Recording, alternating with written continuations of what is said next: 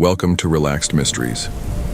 Today we have a real thrilling story for you, one that has puzzled people for years and still sends chills down the spine of anyone who hears it. This is the mysterious case of Elisa Lam, a 21-year-old Canadian student who checked into a hotel in Los Angeles and was never seen again. But the story doesn't end there. What happened next? Well, that's where things get chilling.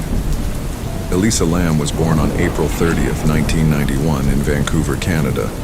By all accounts, she was a typical young woman, intelligent, kind, and driven. She had a passion for writing and photography and was studying at the University of British Columbia. She was also known to be an active and social person on social media, where she kept her followers updated on her adventures and personal thoughts. By January of 2013, Elisa had been dealing with some personal struggles. She had been diagnosed with bipolar disorder and had been managing it with medication. In many ways, this trip to Los Angeles was meant to be a fresh start, a way for her to experience something new and exciting, far from the pressures and challenges of her daily life. She checked into the Cecil Hotel on January 26, 2013, with high hopes for her trip. The Cecil Hotel, however, had a dark and sinister reputation, one that many people found unsettling. Once a glamorous spot for tourists and businessmen, the hotel had fallen into disrepair over the years. By the time Elisa arrived, it was a place known for its troubled past. The hotel had been the scene of multiple tragic events and deaths over the years. It had housed serial killers like Richard Ramirez, the Night Stalker, and had even been the site of suicides, overdoses, and mysterious disappearances. The building itself, towering and dark, had a brooding atmosphere, one that made many uncomfortable, but not Elisa.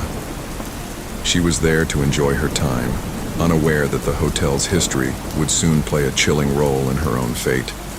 Elisa was supposed to be staying in a shared room at the hotel, but after complaints from other guests about her behavior, she was moved to a private room. She had been acting a little differently, but nothing too unusual. She had a history of depression, and her family had expressed some concerns about her well-being during her trip. But what happened after Elisa disappeared would leave investigators, her family, and the public gripped by confusion and fear. On January 31st, Elisa's family, unable to reach her, became concerned and contacted the police. By the time authorities began investigating, Elisa had been missing for several days.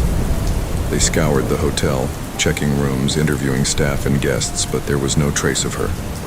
It wasn't until February 19th, nearly 3 weeks later, that a horrifying discovery would be made. A hotel maintenance worker, responding to complaints about poor water pressure and foul-tasting water, was sent to check the water tanks on the roof of the Cecil Hotel. What he found there shocked him. Elisa's body was discovered inside one of the large water tanks. It was partially submerged in water, and guests who had been staying at the hotel had been drinking and bathing in that same water for days. Some of the guests had even complained about the taste and smell. But the discovery of Elisa's body wasn't just strange, it was downright baffling. The water tank was located on the roof, a place that could only be accessed with a special key. Elisa, being a petite woman, wasn't physically capable of easily accessing the tank on her own. And even more troubling, there were no signs of forced entry into the tank, and no obvious injuries to Elisa's body. Her clothes were found neatly folded near the tank, a detail that raised even more questions. Who undressed her, and why?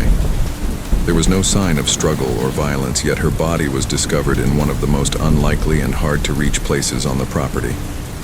As investigators began to look deeper into the case, more unsettling details emerged. Elisa had checked into the hotel under a different name, something that seemed odd considering she had no history of hiding her identity. Was she trying to escape from something or someone? Was she trying to start over? Her family revealed that they had been concerned about her mental health, but there was no evidence to suggest that she had been suicidal. She had been in contact with her family just days before her disappearance, and they had no reason to believe that she would harm herself. But the real turning point came when the hotel released the security footage from the day Elisa was last seen.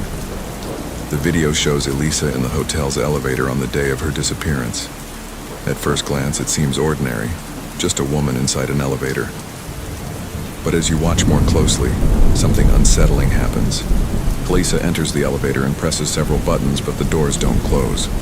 She steps out, looks around, steps back in. She presses more buttons, steps out again, looks anxiously toward the hallway. At times, it seems as though she's speaking to someone, or something. But the elevator is completely empty. Her movements are strange, almost frantic. She moves as if she's trying to hide, looking over her shoulder repeatedly, her eyes darting nervously around the small space. What was she seeing? Was there someone or something there with her? Why was she acting this way? The video went viral, captivating viewers worldwide. People offered up all sorts of theories. Some suggested that Elisa was simply suffering from a mental breakdown, a symptom of her bipolar disorder. Others believed she had been under the influence of drugs, though no traces of drugs or alcohol were found in her system. And then there were the more extreme theories. Some claimed that Elisa was being stalked, that she was the victim of a supernatural force, or even that she had been murdered by someone in the hotel. But what really happened in those final moments? What did Elisa experience before her death? The answers remain unclear to this day. One of the most disturbing theories suggests that the hotel itself played a role in her tragic end. The Cecil Hotel, with its long and troubling history, is often said to have a dark energy that affects those who stay there. Some believe that the hotel's past could have contributed to Elisa's demise, drawing her into a fate that she couldn't escape. Others think Elisa might have simply stumbled upon something, or someone, inside the hotel that led to her death. Whether it was a person or a series of unfortunate events, no one knows for sure. What we do know is this: Elisa Lam's death remains one of the most baffling and haunting mysteries of the 21st century. What happened to her? Was it an accident, a mental breakdown, or something far darker? The questions remain unanswered, and perhaps they always will be. What do you think happened to Elisa Lam? Was it just a tragic accident, or is there something more?